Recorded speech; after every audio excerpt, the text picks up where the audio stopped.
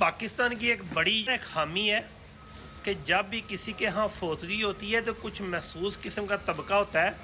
वो बड़े तैयारी करके ना आता है और उससे पहले थोड़े से अपनी आंखों में थोड़े थूक लगाता है, उसके बाद नज़दीक आके गले ला के ना तो इस अंदाज में रोना शुरू करता है कि इस तरह की ट्यून होती है, म्यूज़िकल टून होती है रोने वाली। तो बंदा जो पहले ही परेशान होता है, अपने को किसी का वालिद फोत हो गया, किसी की वालदा फोत हो गई या कोई करीबी रिश्तेदार फोत हो गया, तो वो हकीकतन इतना ज़ोर से रोता है कि जनाब उसकी म्यूज़िक टून की वजह से उसके जज्बात बहुत ज़्यादा इस चीज़ को मिस करते हैं जो जिसकी फोतगी होती है। मैं देख रहा हूँ कि आजकल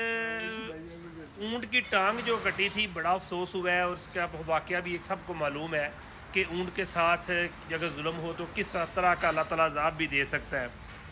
लेकिन मुझे टिक टाकर पे आ रहा है कि मैंने ये तो देखा था कि टिक टाकर पे जनाब एक्टिंग ज़्यादा होती है, लेकिन यार इस तरह की एक्टिंग क्या हो गई कि ऊँट को आप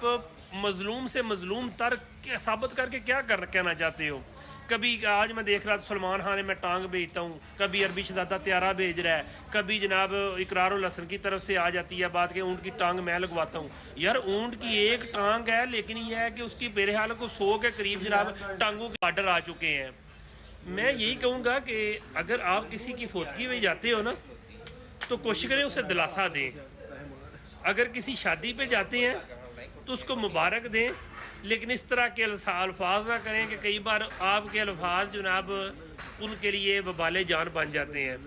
उस तरह अगर किसी के साथ हमदर्दी भी जतानी है ना तो उसके एक लिमिट के दायरे में रखें। अगर किसी ने उसकी हमदर्दी में हेल्प भी करनी है तो उसको इतना वायरल ना करें कि वो बंदा अपने आप से भी नफरत करने लगे। सुभान अल्लाह।